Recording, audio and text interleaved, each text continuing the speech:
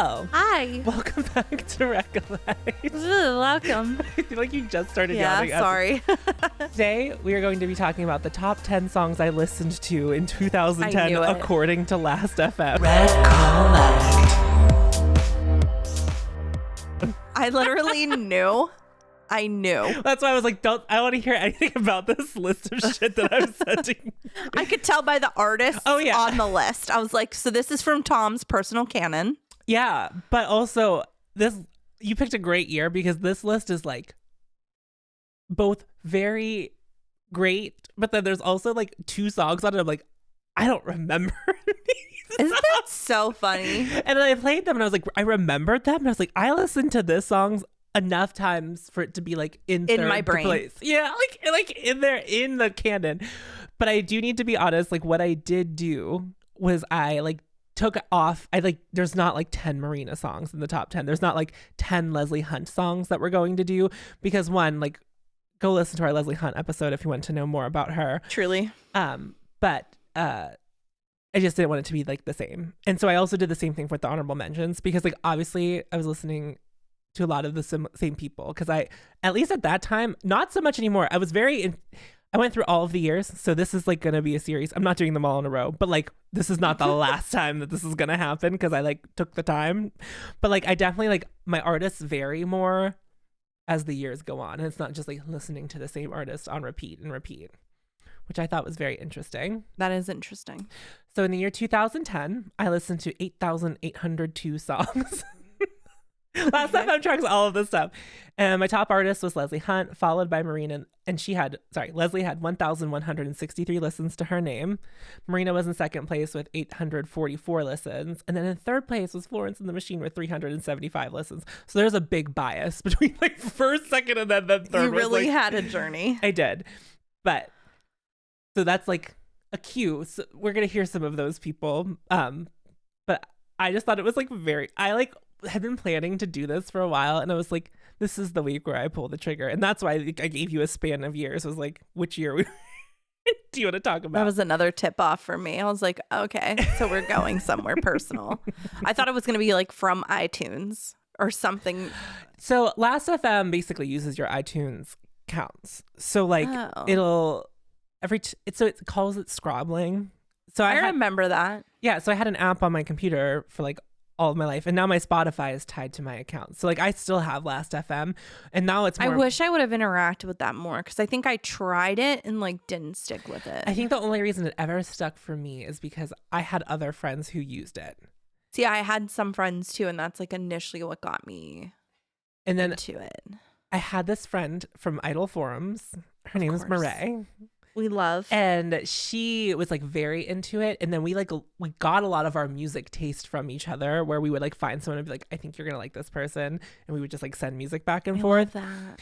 And so like, that's how like I ever interacted with like Girls Aloud and things like that. Like she was just like, this is stuff that you need to hear. And it's also, she might've been we found Marina around the same time. So it was like a very organic thing. And I just kept it because I like being able to track it. And this is before Spotify did their year-end playlist, which kind of like now takes the place of it. But I still listen to some music on my iTunes on my phone or whatever it's called now, just like the music app, and it will track those because like there are songs that I have that have been imported but are not on Spotify or just like other things I've listened to.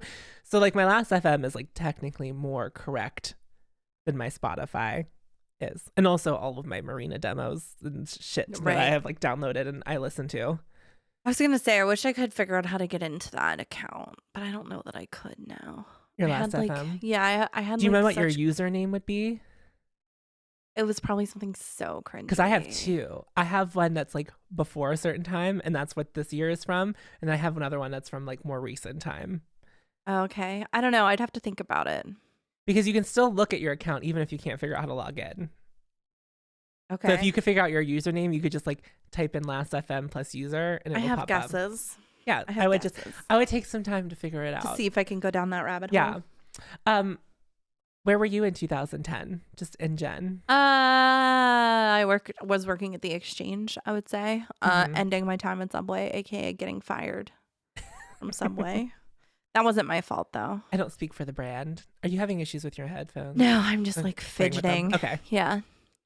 No, I don't know if I ever told that story, but that's where I met my ex-husband at Subway. I think I knew that, but I don't know if we talked about it on air before. It's kind of fun. So like he was the overachiever Subway wise, and like did anything our shitty ass boss said at the time. Like literally this man was the meanest man on the planet. Like would scream at people, would throw stuff at people. Like he was a true psychopath. Mm-hmm. And my ex would just literally do anything he wanted at any time. Like it didn't matter. He just was like, oh, absolutely. Okay, sure. But then we met and started dating. And then obviously like the boundaries started to increase because like he didn't want to just work with like no notice and like wasn't participating in a lot of the toxic shit anymore because he would just be like, no, I'm not doing it. Whatever. So I guess if I recall correctly, they tried to schedule him to work during a time where he distinctly could not work, and instead of like calling off class, like, or not going to class and working, which he had done previously, he just chose not to go to work because he was like, you shouldn't have scheduled me, like get fucked. Yeah. So what happened was they fired him when he went in for his next shift by telling him to go outside and call the boss Harvey from his cell phone, and then also said at the end of the conversation, by the way, Tiffany's also fired, so you can let her know.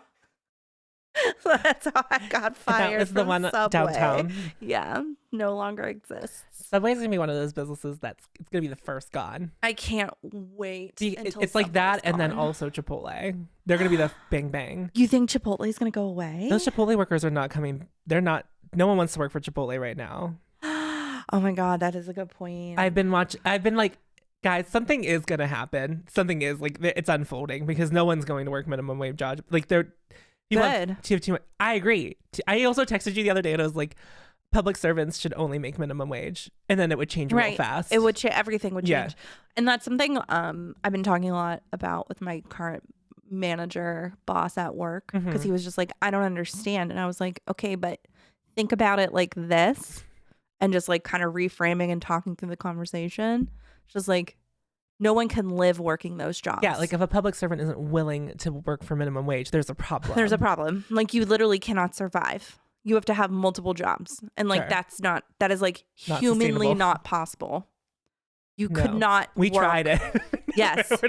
Truly, we did. We did. Yeah. And like, it's not even like we were uneducated. Like, no, we like graduated from a trade school, technically. Yeah. Credentialed. I have an undergrad too, so Yes, right. So like, I mean, I was speaking strictly just like No. from Sephora's perspective, True. but yes, like We didn't weren't make a making enough difference. money, yeah. Literally did not make a difference. Even working there, like, can't survive off of what they like are starting you out on. It's not possible. no. But then like it's all, there's so many things like, if like, is it good second job money? Like Not no. even. Not really. People work at Sephora for the discount. Everybody knows that. And the Yeah, gratis. once you're licensed, then it doesn't matter because you can get the same shit for the same or less price. Truly. So, Truly. So that's something I learned. There are brands that you can't do that for, but most brands you can. Anyway, So I was talking about the wage warfare going on right now. first half of the year I was at Slippery Rock. Second half of the year I would have been at Point Park. I for always my forget first about semester. Slippery Rock. Yeah. Weird moment in time for me. Yeah, I was going to Point Park at this time also. So like we were both going. We were like, I was living time. downtown. Like, I was not during I this was time. a commuter. I lived in Lawrence Hall for one semester. Which one was Lawrence Hall? The one on the corner. The one that was like closer to the Starbucks. I remember Across the street. Okay. The one with the bookstore in it. Okay. Yes. And Carrie was my roommate, actually. Really? Yeah. No, I never lived on campus there, and thank God. I really wanted to though. It's I didn't. I immediately felt like I didn't fit in, so then I gave up on trying pretty that's quickly. kind of your MO though. Yeah. You walk into a situation, you're like, I do not fit in. I'm like, you didn't even. We've been here. Did I try? No. Did I try? Did I try? Debatable. It was very uncomfortable to try. I mean, So Point Park is not a comfortable place to be. I'll just say that flat out. no, If you're not in the conservatory, they like get fucked. no, and Or if you're not in the business school. and I don't want to say like I'm hard to get along with, but I will say that I'm different from many people that you would encounter at Point Park, especially in that time. But also, you were like, not, this isn't like a read, but you were a little It's fine. older, weren't you? A little bit, yeah. And that like changes everything because your life perspective, when you're young, like a whole year is like a different lifetime. Like you are like Right. in a different space. It was just, I was like under 21, which doesn't matter. Sure. You know what I mean? But there was just a palpable difference that I had felt pretty much. Instantly. Yeah. And again, acknowledging that I could have probably tried a little harder, but like, No, I tried hard to make friends there, and I think I just made everyone hate me. well, it's funny because like there are people that I met through there that like I continue to be friends with, or like who I will talk to occasionally now, who I still have like a fondness for, but I have Sarah Stam, but she left before I did from I Point remember, Park. yeah. So yeah. I have one friend from not even my first college. I don't talk to anyone from Slippery Rock anymore, really, in any capacity. I follow some of them, but like I'm not like messaging them. It's really hard. It's really hard for me to feel motivated in a social situation if I feel like it's all artificial. You know what I mean? Or very of the moment. Like I always have felt like I could identify when it was just like social survival to like kind of end up speaking to somebody. Mm-hmm. You know what I mean? Like, it's just like, well, we're stuck in this class together and like need to have another touch point in case like I need help. You know what I mean? Right. And it's just like that. I could understand that function to a point, but like college feels like a lot of that like artificial interaction is just like just to get by or just to Sure. feel like you belong or just for a distraction or whatever. And even though I was also like a mess and coming off of being a mess, like it still just felt very weird and wrong to like even try to like function in that capacity. I was just like, okay, but I don't understand why. Yeah, I feel the same way, but I think my experience was different because I transferred schools. So when I left Slippery Rock, I like almost didn't talk to anyone like immediately. Like there was no like summer care. There was a couple people that I like maintained a friendship with like from freshman year to sophomore year. But then after like whenever I like people started talking to me at Point Park, I was like, don't worry, after these like 3 years, we're not gonna talk. So there's like no point in us trying to like build relationships. I like, and I guess Yeah. that's like kind of where my point comes to, because like Right. at least the people that I spoke to, like I will occasionally speak to now. Like I don't enjoy just making. I just don't enjoy the Yeah. artificial friendship making that comes with like that part of your life. Like I never understood that. But you saw it for what it was at the time. I think a lot of people don't see that. Right. Because- But at the same time, like I ended up alienating myself though. Sure. Because I didn't try to participate more. You know what I mean? Yeah. I mean, I did participate in things. I was in a cake decorating competition. I was literally just Oh. recently looking at photos. We took from I that. like I went to like a couple functions on my floor, and like there was a group of girls that like Carrie kind of befriended that I hung out with like a couple times. I think it's hard. But What people need to know about the city of Pittsburgh is like after 6 o'clock, it's lights out down there. Like unless there's an event happening, there's like not Right. places to be, especially if you're under 21. well, also like I did not drink really at all at the time. Like I barely drank. I don't know why. It just like wasn't something I was interested Yeah. in doing really. So like that also really limited my social interactions to an extent, because like I can remember Carrie like getting ready to go to these like parties in Oakland and people's In basements Oakland, and stuff. everything happened in Oakland. And I just like 'Cause you could never party with felt pit I kids. just like never felt like I could even entertain going to something like that. And I don't know why that was the case for me, but that's like literally how I always felt. Like I was like, why would I do that? I don't understand, why would I do that? Now, I did go to a house party at Slippery Rock my sophomore year. So I was already going to Point Park, but I like went to Slippery Rock to like visit someone. And like I have pictures from that house party. And I remember it was the first time I was ever drunk.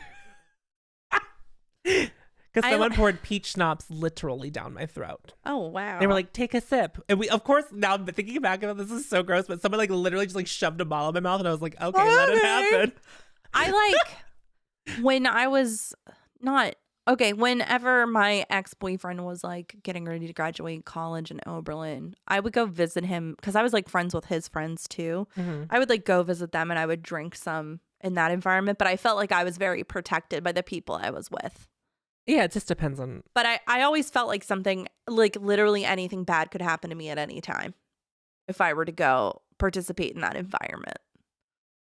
It was just like, I'm gonna end up being a statistic of some sort if I'm in this environment. Wow. Like my anxiety, I like have realized as I've gotten older that like my anxiety like definitely steered my ship sometimes, for better or worse. Right. For better or worse. Yeah, I mean, it could have happened. It could have, yeah, but like, I probably could have just went to like a shitty party and like had a bad time and realized like still sort of realized like this was that's probably just like not my environment. Like yeah. I don't really like fucking crowds to begin with, let alone a bunch of people I don't know. Like, sure, you know, maybe like both can be true though. It's like I probably could have tried it before just writing it off as like completely not for me. That's fair. I was telling someone recently. Sorry for all this side conversation before the episode. We don't typically do this. No. I was just telling someone, I was like, here's what's gonna happen. The world's opening up again, right? I'm vaccinated. I can do things safely now. You can. Yeah. And I was like, I'm going to start just doing the weirdest stuff. Like I'm going to like someone's gonna ask me to do something that I would never do, and like outdoorsy hunting things. That's not what I mean. I'm not talking about my parents inviting me to their like house in Venango County. I'm not talking about that because I say no to that because I'm not going to enjoy it. But if someone's like, I'm going to go to this thing and we get to pet lizards, I'm going to go and be like, let's go pet some lizards. That is like the kind of energy I'm trying to bring into post pandemia life. Yeah. Though I am just going to mention this and we like don't have to talk about it, but like I'm pregnant, so that like severely limits like what I'm able to do. This is also behind a paywall and the people that listen to this probably already know. But like I have been having to cope with the fact that like I'm missing stuff and like I can't do anything about it. And like that also I don't sucks. think stuff will get too exciting until after your child is born though. No, but like there are just like inherent things. The Evanescence thing really fucked me off though. I am also equally fucked off about it. When is it again? It is like within your due date range. Oh. Yeah, it's like December 14th. So like yeah. like no hopefully the baby will be here by then. But like I don't know that that's definitely not very feasible. No, but I like thought I was like, we have to go. It was like I was like, there's no way Tiffany and I are not spending $50 to sit in the back to like, go see this concert. And then I like looked at the date and I was like, no, thank you. Like I don't think we're not gonna be able to do it. And there's no other friend that I would like want to do that with. Like that breaks my heart. That's so unfair to you. I'm so okay. sorry that my child is like. It was just like the first thing that came up, and I was like, fuck. It's like, why did it have to be like this? It couldn't have been like a month earlier where we could have like gone. Truly. You know? Because if it was just sitting down. Yeah. All day. Ooh. All day. Unlike whatever show's happening in September that Josh was like, this is like a really good dancey show. Like, and I really want to go to it. I was like, you should go. But in September, I'm not going to feel like dancing. No. Like, I'm not going to feel like dancing. Yeah, I got tickets to St. Vincent and I was like trying to think for myself. I was like, where do I want to be? What's that gonna look like? Yeah, like it's inside too, which is like that's the part that that'll like, be interesting. Yeah. But yeah, like I was like, that's not my journey, Joshua, but like you should definitely go. But I've already been thinking about like the crazy eye makeup I'm gonna do because I'm gonna wear a mask if it's inside. Like that's my journey. That's my personal testament to myself. Well, and it is something to be thought about, like, because momentum, I could not have predicted it in March. That we would be where we are now. For sure. There was just absolutely no way. Yeah. I think anybody could have guessed that would be like this far along. I mean, and our numbers like locally, we're having less than 100 positive cases per day. Sure. Which is like where we were at when the pandemic was first starting. And some people could be like testing positive, but if they're vaccinated, they might not even be like symptomatic. Yeah. Right. Like it is truly the world has changed so rapidly. It did. It is like jarring. Yeah. The idea that I know that people are like starting to go back into like offices. I'm like, what is the point? But like, that's just, I am fighting for my right to like stay an at-home work from home person. As you should. Because why should you to be penalized? Like, yeah. You know what I mean? You've already proven that you could thrive in this environment under these circumstances and it's fine. And adapt. Right. Many times. Like, it literally doesn't matter. But, girl, the world be changing all the time. Oh, so fast. Are you ready to start this countdown? I'm ready. Okay. So you're going to know most of the list. I will say that. Oh, that's exciting for you. me. I don't know about everyone who's listening, but this first one I doubt you'll know. Okay. This is my number 10 song in 2010, according to Last FM.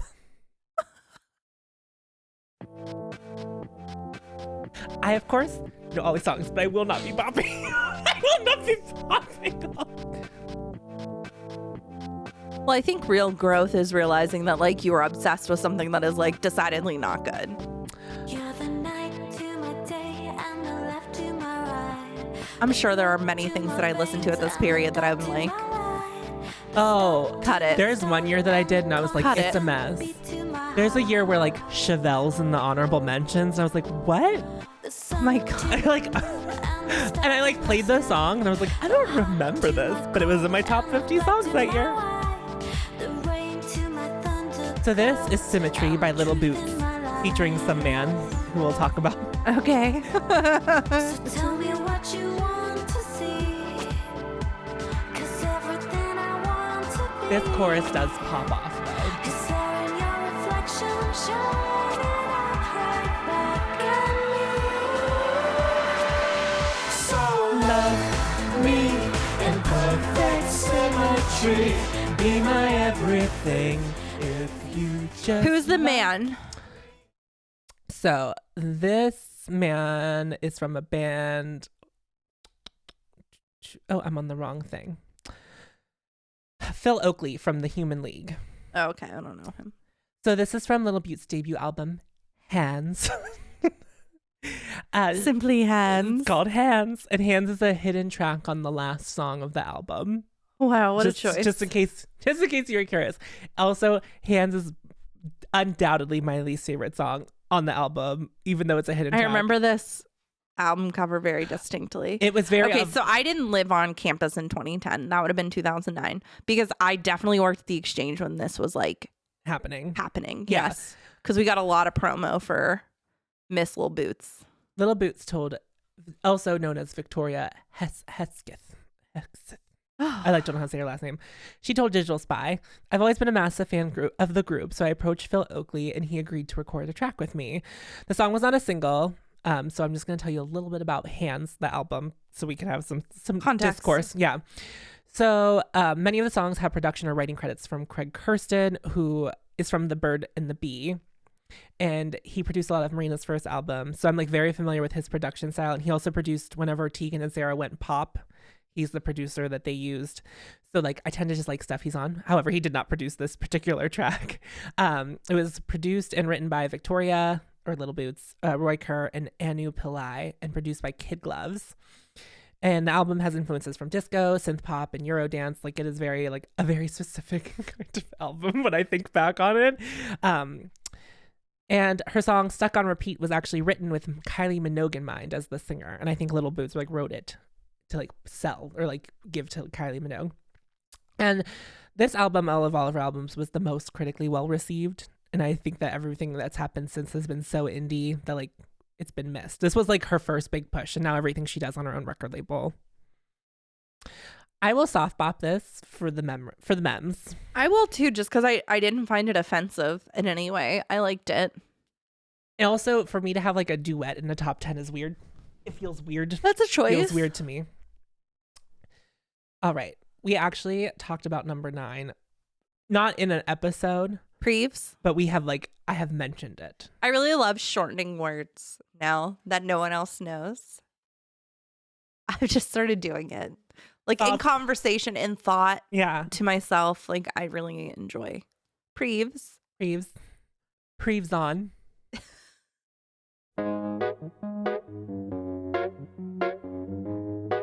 This was my favorite Adele song for the longest time. Who wants to be right as it's rain is better when something is wrong? You get excitement in your bones and everything you do's a game. When night comes and you're on your own, you should say I chose to be alone. Well, who wants to I like be the right as the rain, it's harder when and then the chorus. Cause when hard work don't pay off, then I'm tired. There ain't no room in my bed as far as I'm concerned. So I forgot about wipe this. that dirty smile off me.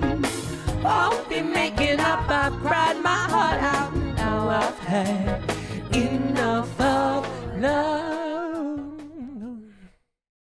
This is Right as Rain by Adele from her debut Debut album, Debut. 19. It's always a number with this one. with this It woman. was written by Adele, Leon Michaels, Jeff Silverman, Nick Movshan, and Clay Hawley, and produced by Jim Abbas. This is the one song on this album that has like a ton of writers on it. It's like the only Love like that. one. Yeah, every other one is like written by Adele or like Adele and one other person. This is like the one that has like all of it. And I feel like I always tend to like that song on an album, like the one that has like all Collaborative of the joy. writers. Yeah. Not much about this song in particular, but this album won Adele Best New Artist and Best Female Pop Vocal Performance at the Grammys, and she also won the Mercury Prize this year. Fun fact, Jessie J and Leona Lewis were classmates with Adele I didn't know at the that. Brit School of Performing Arts and Technology. And obviously this album was really well received critically, and then it like did well commercially. It debuted at #1 in the UK. Adele did not pop off until her second album in the No, US. no, we knew she who she didn't. was. Like we knew She of was her. a She was around. VH1 You Wanna Know. Chasing Pavements She was. specifically. I stand by this song, so I'm gonna bop it. I bop this. All right, we're gonna get more classically gay with the next song. So this is number More classically homosexual. This is number 8, which the fact that a different song is not the song of Lady Gaga that ended up at the top, and it was this one. That's such a banger. All This the song- same. Hello, hello, baby, you called, I can't hear a thing. I ain't got no service in the club, you say. What did you say? Are you breaking up on me? Sorry, I cannot hear you, I'm kinda busy. Kinda busy. Kinda busy. Kinda busy. Just a second, it's my favorite song they're gonna play. You know what I really respect about you right now in this moment? What? An honorable mention I didn't pick was Video Phone, but I could have. Oh, wait, Because it's not- I was a thinking person that also knew that those songs went together. Yeah.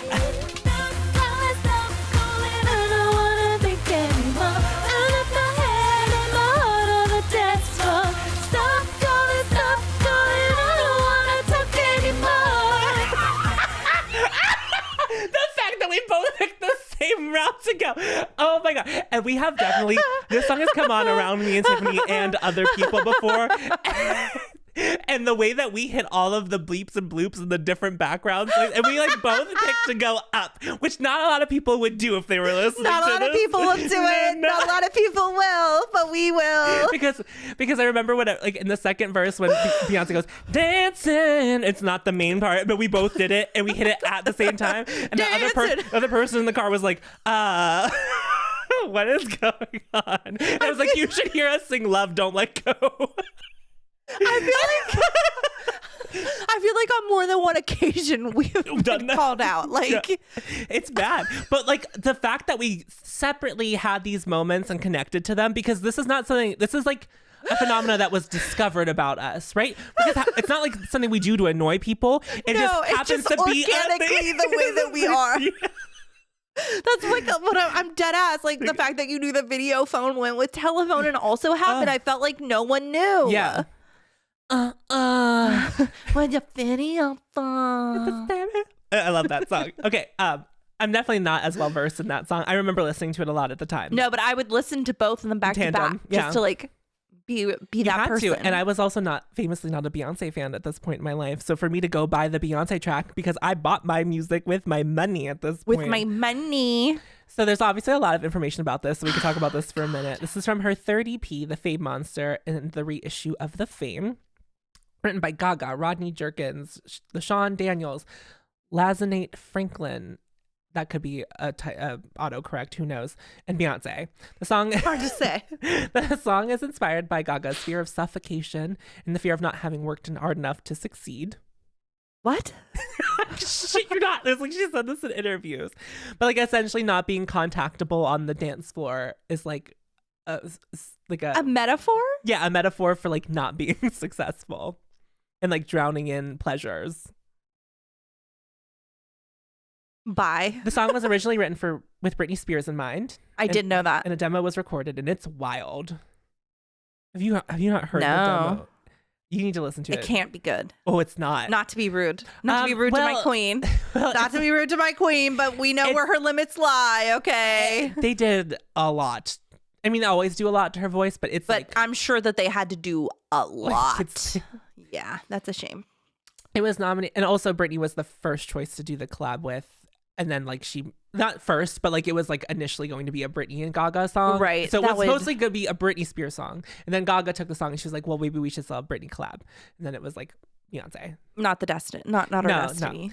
No. It was nominated for Best Pop Collab with Vocals in the 2011 Grammys. And the music video is a continuation of what was happening in Paparazzi with references to Pulp Fiction and Right. Kill Bill. This music video is 10 minutes long. It changed the game at the time. Literally broke YouTube, set all sorts of records, had like all the endorsements in it Yeah. because it was like a short length film. A film. Yeah, a film. A film as if John there ever McClane. was one. A film. A film. So the song was very well received by the public. Obviously. Peaked at number 3 on the Hot 100. The pussy wagon in the music video is actually the real pussy wagon from Kill Bill Volume 1. Oh, I didn't know that. I didn't know that either because Quentin Tarantino and Lady Gaga had lunch and they were talking about it and he said, you must use the real one. And then made that happen. Well, her influence. Also, the idea of like Lady Gaga and Quentin Tarantino just like lunching is like so bizarre to me. It's pretty strange. And in 2011, a year after the song was released, Lady Gaga wishes she had edited her ideas for the music video more. Well, And that it makes was- sense. Yeah. I mean, there's a lot happening in that music There video. is, but there's so many iconic looks. Her in the yellow wig, Yeah. her in the jail, Hands. and then coming out of jail with like the gigantic hat. Yes. Bye. And the smoking sunglasses. Iconic. Yeah, everything- Literally iconic. Yeah. And then the way Beyonce looks is like stunning. Stunning. And the dancing in the bar later on. Get out of here. Play.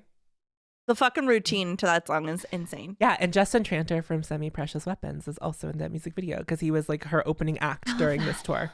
And I only know that because I went. I love Bops that. abound. Bops abound.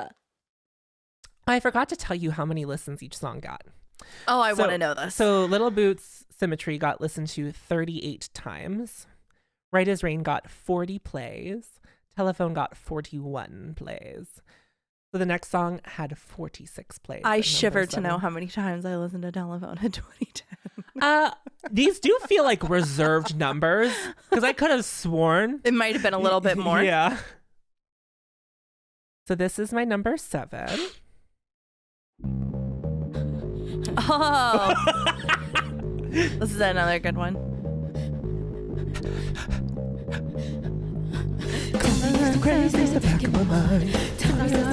When everything is wrong, I dance inside. On my mind, that's when I come alive. Like a hit so running wild. When I come alive. Now let's go wild. Come on. And then later on when they go, Truly everything. Looking at your window and keeping you up. And if you're coming by me, I'll color you red. We're dancing in a dungeon every Monday night. night, that's when we come alive. Like a schizo running wild. That's when we come alive. Now let's go wild. A bunch of noise. Janelle Monáe. That song is like a peak of noise. Good for a lot Now of that, noise. like listening to that song back, I was like, There's a clear pattern here. There's a pattern. There's a pattern. Exposed. So this is Come Alive, in parentheses, The War of the Roses by Janelle Monáe. If you didn't know, now you know. The song was released as a free digital download as a promotional song for Kia Motors' Kia Soul Collective project. Good to know. And it was the first song announced from her debut album, The Arc Android, because she had the EP beforehand. Loved the EP. So this song is often performed as her closing number at live shows as an encore or just like the last song. She and her band lay down on the ground and they ask the audience to do the same when they perform the song. But I've seen her, she did Glastonbury one year and I watched her do this song and it was like, how are you breathing still? Like, how are you making sounds with your voice? This woman has impeccable breath control. Like the way she dances and moves around. I think Janelle Monáe is like very well critically received and not often like commercially viable. I feel like is kind of her vibe. She's like not. I mean, she's a them. To borrow Who Weekly jargon, but like I think that she has the acclaim, but like not musically necessarily. She's like just a person you know at this point. But I was like into the music. Same. That was like my starting point. There's a song that's also on the honorable mentions. I don't think either one of us picked, but like pops off. It's the last song on it. It's 9 minutes long. It's but so good. I did recognize. I was like, I see you out here listening to the Arc Android in 2010. Oh yeah, I thought it was the only one too. You know, like it was left definitely at the era of my life where I was like, no one else is listening to this. I'm like so cool for listening to this. You know what I mean? I do. I really do. Just like how I thought I was the only person who was fully aware that Gaga was in video phone and looked like completely like a normie. You've been seen. Yes, I feel very seen. I feel very seen. I'm bopping this one. Oh yeah, definitely, completely a bop. Absolutely a bop. The next song got 50 plays. Another artist that was like, I'm the only one listening to this. When the internet was still small. When the internet we didn't know how to use it. I think is like better verbiage.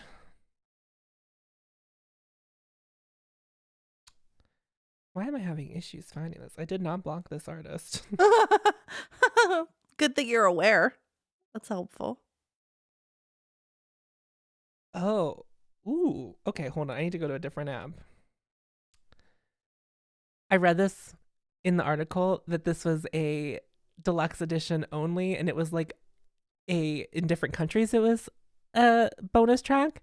And I must have bought unknowingly another country's version of this album because I have this. Like this song was on my version of it, and I like bought the CD. I have this CD. Love that for you. So you really are off the beaten path. I mean, I have imported albums before whenever like I needed to do that. Imported? Yeah, it's from the deluxe edition, which is apparently not available on Spotify. So here is day number 6 song of 2010. There's no connection. Would you be interested in switching internet service providers to a provider that provides better internet service providers than your current provider? I was walking down the street and the billboard seemed to stare. And then the poster seemed to date it with what they did wear. And the buildings and the bank cry, your dresses been sold here. And when I'm on the phone, there's no reception here. You don't understand me. You don't know my name. I say, what's the malfunction? You say internet connection. I'm down on my internet connection. I'm down. I'm down on my internet connection. I'm down. I'm down on my internet connection. The noise is unreal. I'm down. Crashed again last night. I was window surfing out of my mind. Wait till you hear like how this song is like a thing. Window surfing out of my mind. Dude.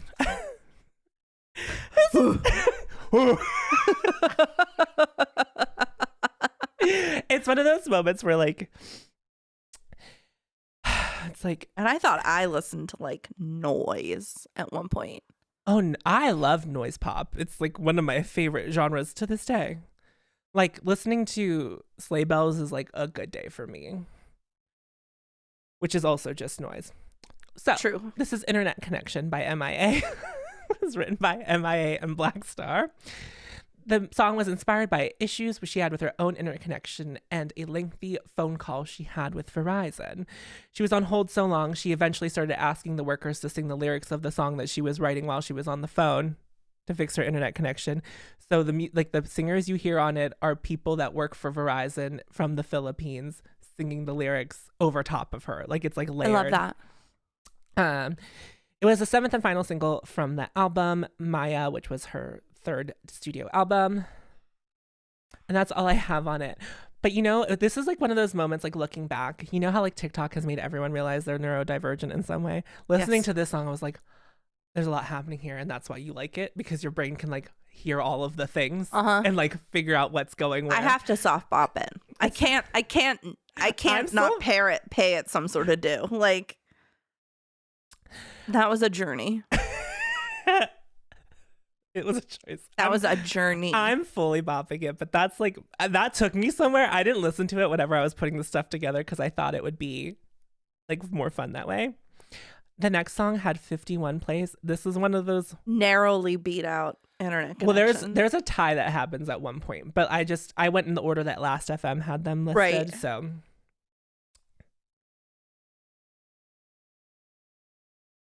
this is, I would say this is one of my curveballs for myself. God, is this also not on here? I checked to make sure that these had music videos, because I tried to take ones that like were like not anything out of the, just to make it easier for our us. purposes. Yeah. So I'm gonna go back into my my music. This is funny. This is like now just truly just a mocking. This whole app is mocking me and my 2010 self. Okay, this is my number 5 song. I will be surprised if you know this. I don't even know how I know this song. There's some clapping.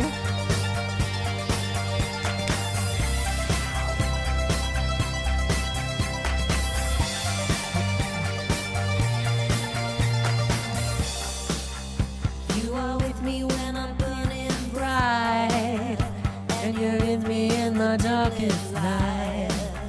And you see me when I'm out of phase. I'm lightning in the dark days. I think awake, I made a mistake. The state sparks over the place. Post race, eyes graze. You don't know, you don't even know me. My heart beats like a drum, and I know I'm not the only one. On, off like a light switch. Sometimes I don't know where I'm coming from. Beats like a drum. That is the post chorus. And now I'm not the only one. On, off like a light switch. Sometimes I don't know where I'm coming from.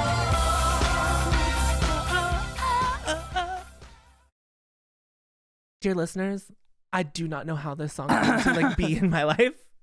Can't believe I listened to it enough for it to like rank, because I do, obviously I like know it, but like I don't remember it being a thing. Okay. I don't think this is the reason I know it, because I didn't play this game, because I only ever played The Sims 2, but the song appeared in Simlish on The Sims 3. okay. Also, I wrote in my notes, I have no fucking idea where I heard this song. What is it called? What is it? Oh, sorry. This is Cascade by DeLuca. Okay. Yeah, that didn't help me at all. They are a British rock and new wave band. They're originally formed in Birmingham in 2004 and moved to Brooklyn, where they got signed. They've released 2 full-length albums and 1 EP in 2014. There isn't really much info beyond 2014. The wiki didn't mention anything about breaking up or disbanding. But I have no idea if they're still active. But their last tweet was about the eclipse in 2017. So I'm guessing props not. props on. I'm gonna stop this one. I'll soft bop it. I like didn't hate it. You know what I mean? Yeah, it has no room. Why is this in my top 5 songs? Disturbed by its existence.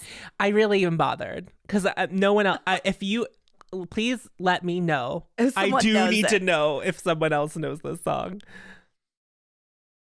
Okay, I'm pretty sure you'll know the next song. It has 54 plays, and I'm 100% sure this one's on Spotify. Well, that's good. Ow! Can't believe what you've done to me. You got me feeling like a cloud in the stormy weather. Ow! Just come to see the sun will not to shine when we are together. And you'll be so ignorant. On this plane forever. Touch me, I go insane. Now take away from the baby. Can't believe what you do to me. Can't you see? I'm crying blood. Oh, I'm crying blood. Why are you so upset? Because I'm going on a journey. I'm crying blood. Is this VV Brown? This is VV Brown. Oh. From my eyes that I can't deny. Now I'm falling like a comet from the broken sky. So the fact that I recognize this without having any foggy idea what it was Okay. a journey I went on. Okay, so that was what was going on. And then with I your was face. like, I know this? And then like the album cover like came into my mind first. Okay. And then I was like, no, you know this. Because I was also listening to this in 2010. The song took me a place. VV Brown was also heavily favored marketing wise at the exchange. Yeah, and then like nothing happened because No. if you are not familiar with work, you probably know, baby, there's a shark in the water. I would say that was like her. That was gonna be if I were to make a 2010, that would be in there. Something underneath my bed. Oh, best believe I said. better be soon. Truly. Bat up. Okay, so this is Crying Blood by VV Brown. This is the debut single from her debut album, Traveling Like the Light. It was released as a limited release digital download and had a 7-inch vinyl. The song was inspired by breaking up with her. I put this in quotes because it said this, and she said this, her mean American boyfriend, and returning to England. Oh, okay. This is a quote from Vivi. That was an accident, actually. I simply wanted to give the impression musically that I was over him. It's true that he was terribly mean, but ultimately, I'm an optimistic sort. The song is a downloadable song for Just Dance 2 and was the opening track to the movie Lesbian Vampire Killers, starring Matthew Horne and James Corden. Okay. And here's a review of the song from musicomh.com. Crying Blood explodes out of the speakers like a hyperactive child in a Sunny D factory, all OTT vocals and perfectly pitched desperation. There's a definite 60s vibe with all of the cute backing vocals. So there you go. I will bop this. I'll soft bop it. You looked traumatized when you realized something was happening. Yeah. I don't know if I liked where that took me. It's a dark song if you can relate to the lyrics. Whatever I was going through at the time did not feel cute when I was listening to this. Okay, so this is my final like true curveball. Can't believe that this song is like on here. I don't think anyone will know it. Don't know how I know it, but I do remember listening to it. And here, oh, hold on. This also, I think this one was tied with the last one, 54 plays. It's also on Spotify, so not too much of a deep cut, is it? Up to him, give him a great big kiss. Mwah! Oh, oh, oh, oh.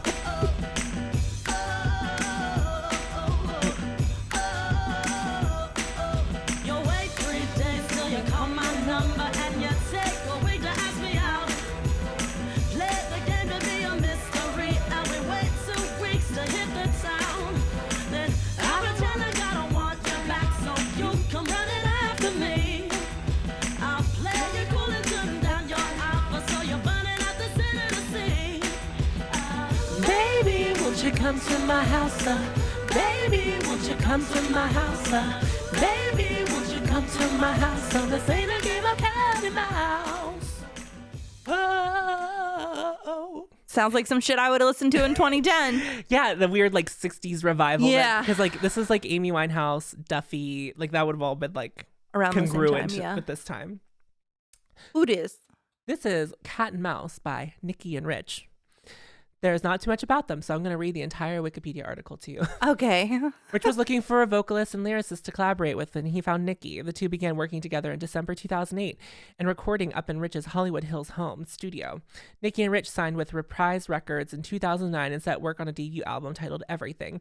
Following their departure from the label, the duo released an EP titled Finally Free on their official site for their fans on March 8th, 2011. Additionally, they contributed a cover of the 1980s hit Mr. Big Stuff for the feature film Hop. That one. They continued to tour throughout the year with the release of their debut album, now titled Greatest Hits, available on digital services in 2011. In 2015, Nikki and Rich announced their disbanding on their Facebook page. Wow. Okay. I'm stopping this. What are you looking up? I just got distracted. I would say it's a stop for me. I can't see myself listening to this. All right. Huge jump. Number 2 with 65 plays. Oh boy. I remember listening to this song a lot, but also couldn't imagine it had been this song, you know? I do know exactly what you mean, actually.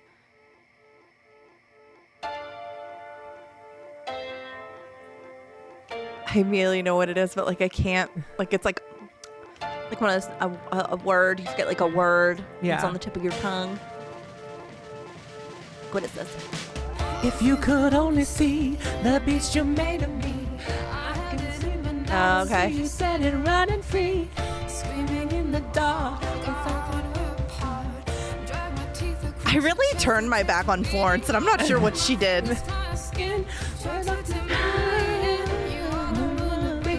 For which I have to howl. Like, I don't know what she did to me. You are the moon that breaks the night for which I have to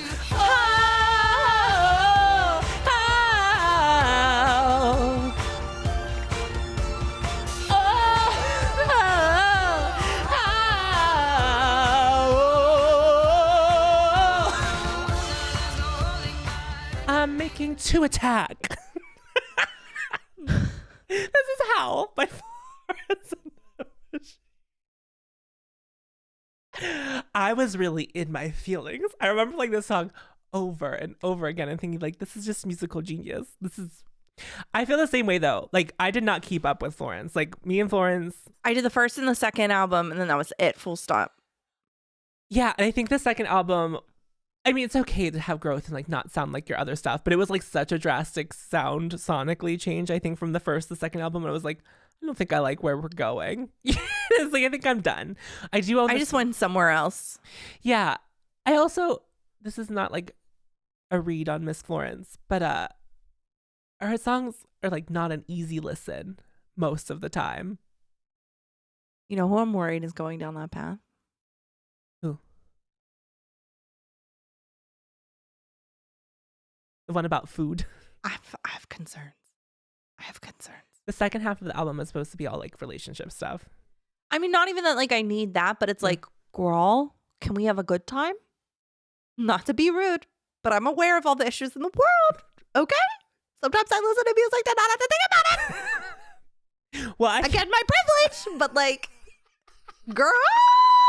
Well, that's what I'm saying. The second half of the album should be. Can we just talk about something else? No. Police.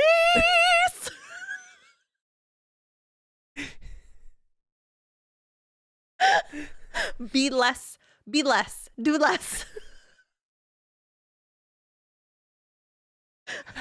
So Brave opinions.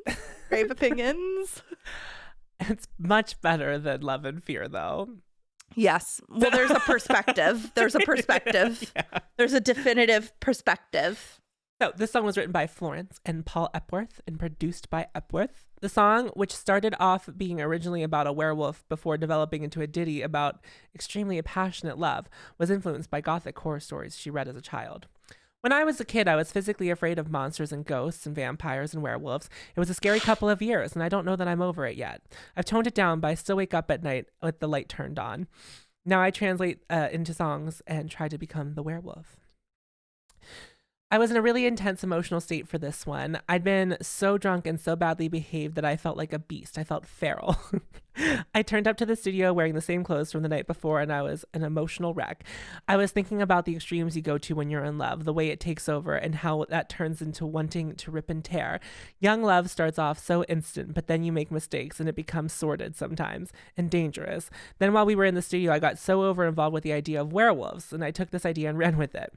And all the ideas just came from gothic horror, werewolves and wedding dresses and licking beating hearts. It was cool because it got me out of a bad place and into a creative place. And when I was singing the refrain and doing the piano part, I suddenly realized at least something's come out of this. It's a release for me. It's a release for me. Also, she stopped performing the song in 2011 because she was bored of it and it was hard on her vocal cords. Quote. That makes sense. I'll soft bop this. I will soft bop it. Now you'll get to hear more songs that I was listening to from 2010 in a section like we like to call honorable mentions. Honorable mentions. Honorable mentions. I really feel so blessed that we have so many things to cross over. Mm-hmm. I figured you would not have issues finding a song. We're just going to go ahead and give this its due because I can't believe you picked this one. I listened to this so much, like disturbingly. We did love a Hey in 2010. But also, given my perspective on gender, this makes a lot of sense for me. Drop that beat, nasty face while you're looking at me. Flying through the sky. I'm an alien tonight. Dirty sucker. You motherfucker. Brother, do it like a dude. Low like you. You all right over there? Like you. We can do it like the man.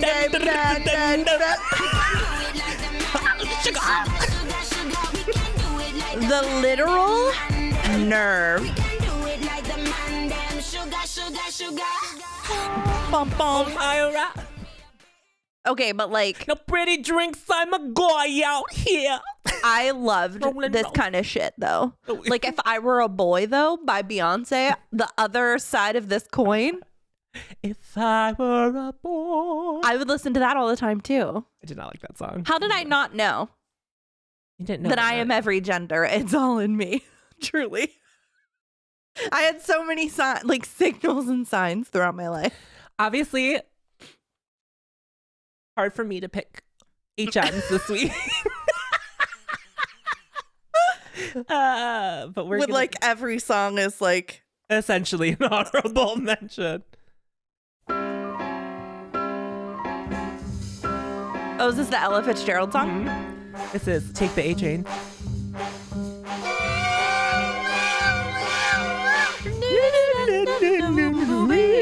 Yes, Thomas, yes. That.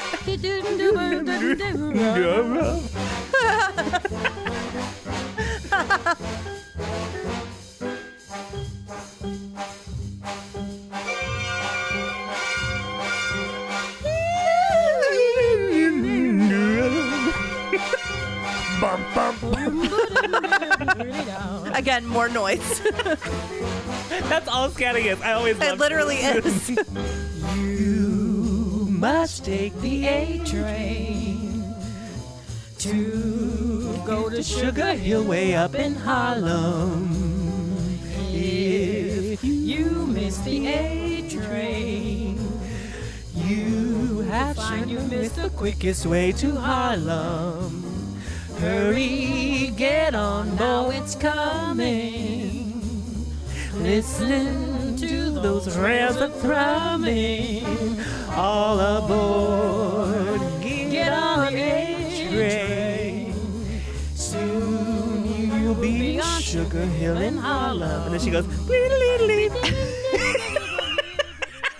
A song that would be on my 2010 list would be Unforgettable by Nat King Cole. wow, see, why?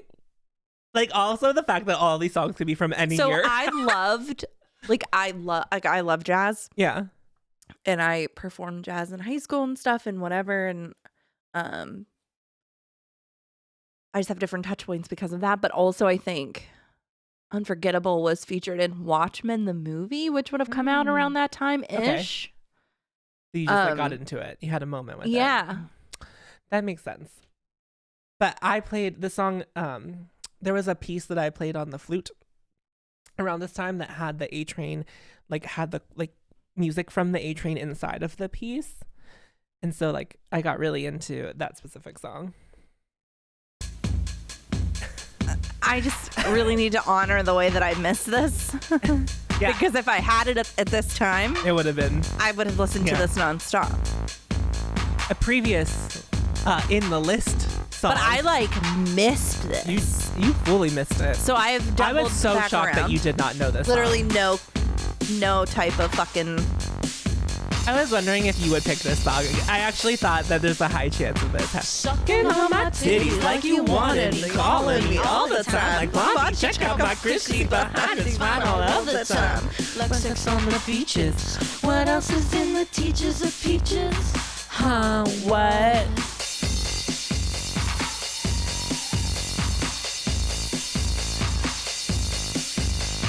Sucking on my titties like you wanted me, calling me all the time. Like Blondie, check out my crispy behind. It's fine all the time. What The else video is for in this the teachers cracks of me up. peaches? Like sex on the beaches. What? SIS-IUD.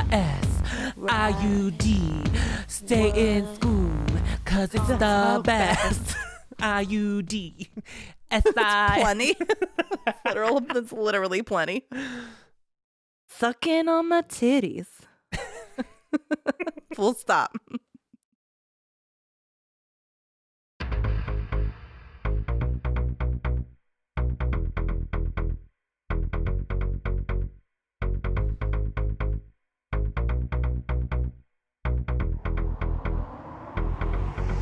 So you think you know it all, but that's just the elegance of Youth. I've been there and I've done it, babe. I'm telling you the truth. Your mama was a tearaway. I used to think I knew it all. Thought I could play the game and not get played. No, but then the fall.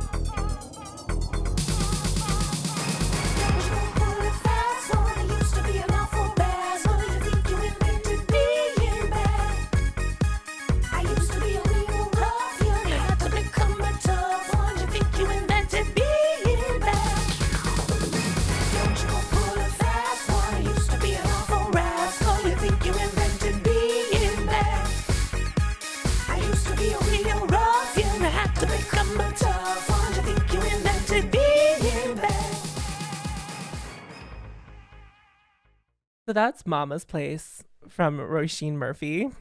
What But a joy, what a treat. Then there's one part of the song where she's like, I'm as sweet as I can be. That's it. So that's the part that makes it. Oh.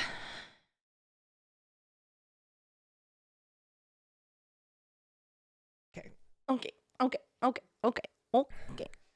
Used to be real rough, young, had to become a tough one. You think you invented being bad. So This song was on there. I don't want to have to choose this, but it's authentic to my journey because at this time I listened to so much Kings of Leon that it's not even ironic. Do you know what I mean? Yeah. Because like I just really genuinely loved them. And this song was such a banger. Like I This would song sing is a it at banger. karaoke because it's like a very fun one to sing. Don't make sound. Another watch. watch it. Remember when Beyonce performed this song? No. You've never seen Beyonce sing this song? No. The guy who sings, the lead singer, The literally man. said, yeah, he was like, I literally masturbated to my own song. That's hilarious. I know this song was supposed to be about STDs, but it's still kind of sexy though. I had no idea the song was about STDs. Oh yeah, it is. It's like famously about STDs. I just like He literally means like on fire, Yeah. like spicy, itchy. Like No, I understand. So I'm putting this last one in here, not because it's so much a banger, but I remember listening to it all of the time. Why is this song is on here? I literally just played it the other day. Like on go. Oh my god. Oh, there it is. This is my last HM.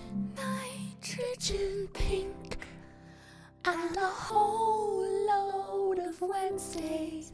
They're these sweet, rotting memories that keep you alive.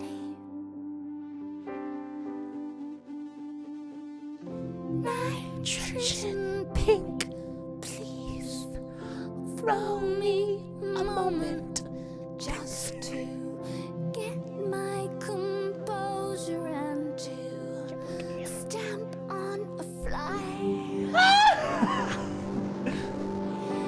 And the boys had their pearls and the girls had tobacco and everybody was laughing at you.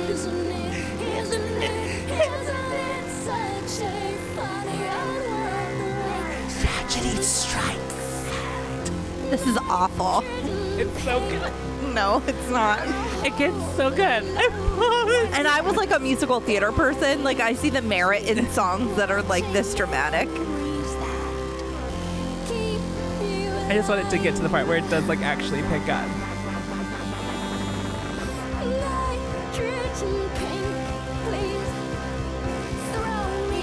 A moment. Get fucked. Literally get fucked.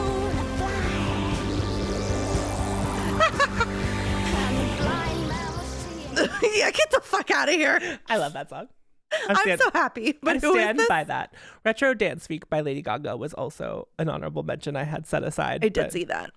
not an American release. All right, it's time for a number one. The song had 91 plays. Any guesses from the audience? Is it going to be Marina? Or I guess it would be Leslie Hunt if we're going numbers wise. Oh, yeah. Okay. This makes sense for my vision of who you were at this time. You know what I mean? Yeah. Like this.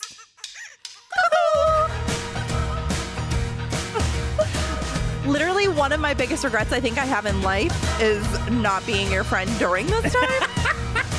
Could you imagine the effect No. we would have had on each other? I'm not sure how it would have gone. No. Rude. Look, it's using the Curse of the Poison imagery. Oh. No, us together at this time would have been bad. We would have been very bad for each other at this time. Do escape if I try hard enough. Till King of the Jungle calls my bluff. Oh Lord, mountains tall that I must take the forsaken road. Forsaken road. There's a fork in the road. I do as I am told.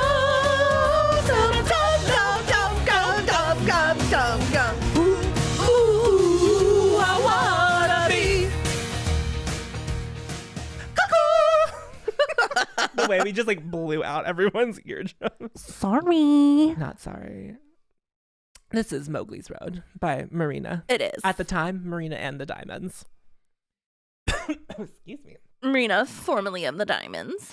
This is the second single from her debut studio album, The Family Jewels. And it was released as a single, and the B-side of it was a Late of the Pier cover called Space and Woods, which is actually very good. Have you ever heard her version? Do you even know the song Space and Woods? No. The song's weird.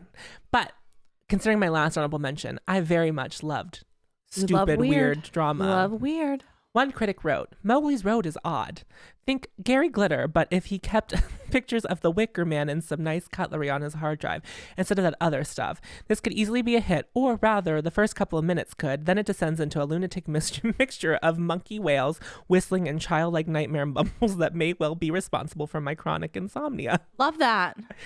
This is a quote from Marina. It's about there being two roads in fame and the industry. When I wrote it, I didn't know whether I was meant to be some kind of weird indie artist or a big pop thing. At the end of the day, I just thought, you can be both if you want.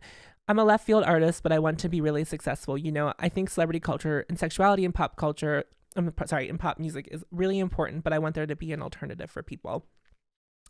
For the song's video, Marina had two plastic puppet legs bolted to her waist for 17 hours.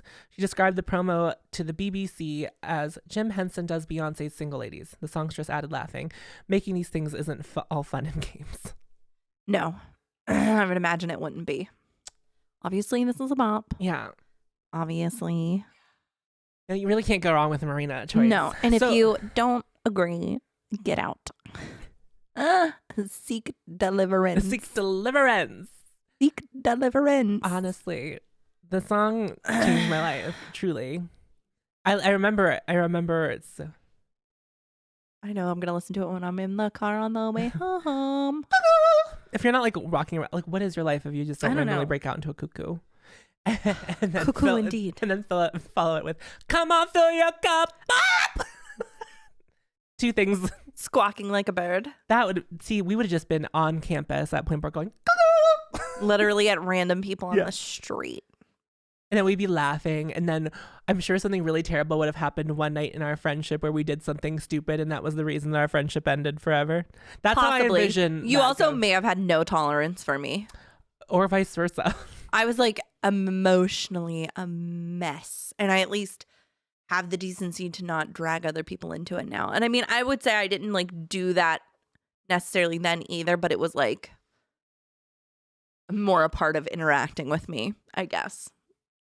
Even if you were a casual observer. Well, I remember whenever we started talking, it was like, you look so familiar. And I bet I saw you on campus. You had to have, or at the exchange. Yeah. Like, there's literally no doubt at all. Because I used to spend like off time at the exchange just like looking at and stuff. I was like there all the time. So our paths had to have crossed prior. Easily. Like there's no way. And I think that sounds so like buffoonery to other people, how we could have been going to a school that only had like 4,000 people at it and like missed it. Truly. Missed it. But it just wasn't time yet. No, it wasn't. There was a reason why we didn't meet until we met. So here's what we learned from what I listened to the most in 2010. I had some weird affliction for like 60s inspired music and just noise. But only noise. Yeah, there was a lot of noise. So much noise. That's when we come alive. Like a schizo running wild. Now let's go out. Literally. And then internet connection, which was just so we love to see it. All right, now it's time for our new segment where it's what you been listening to. I have to pull mine up. We're only doing one this time, right? Yeah. Okay. Ooh. Actually,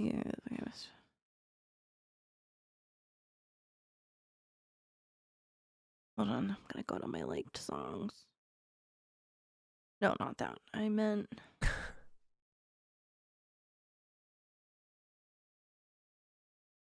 I've been on a journey. I'm excited to hear about it.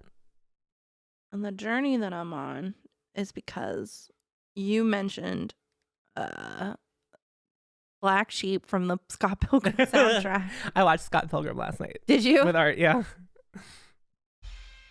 So I came across this because I've been listening to things that are like Black Sheep.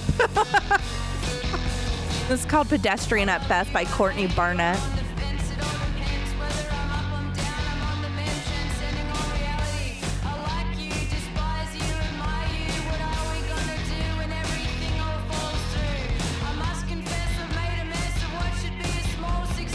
Did you know this song prior Nope. to the? Okay. Why even bother? Literally.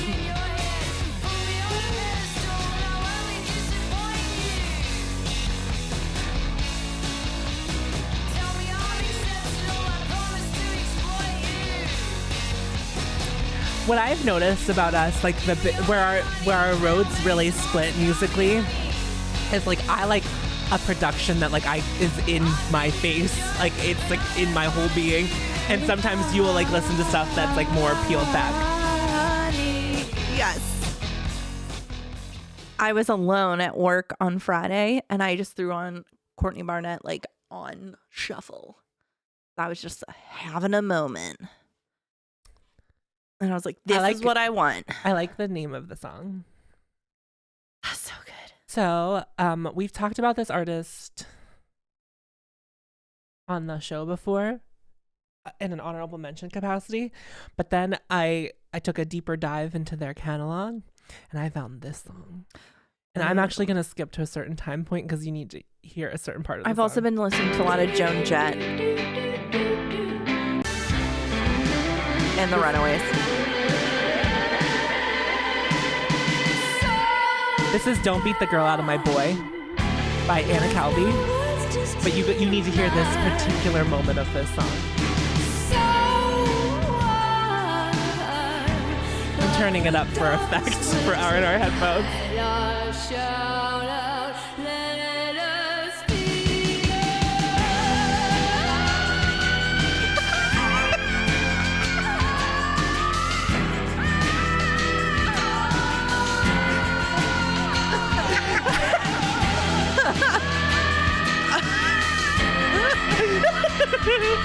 I've been listening to this all week, like nonstop.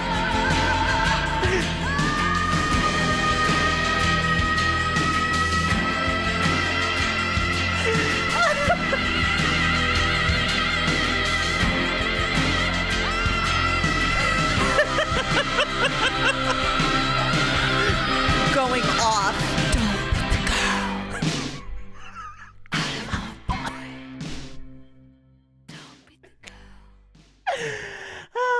I cannot explain how much I love this. She like, I'm gonna just scream it out, and then it pauses for a second, and you just hear, ah! And it like goes on for a whole minute. I love that. We've both been on journeys. Yeah, very different. Different, but Different. equal. But it's one of the songs I often talk about where I like feel like I run a marathon after I listen to it because I'm just like so much has happened. So much has just happened to in like me. that 4 minutes. I'm exhausted. I'm not the same. We were literally screaming, and then we come back and we go, don't beat the guy out of my. Oh, we're like whispering. Oh So my we just God. screamed. Incredible. We need to talk about something off. Mike, I just thought it pertains to the podcast. Thank you all so much for listening. Thank you for listening.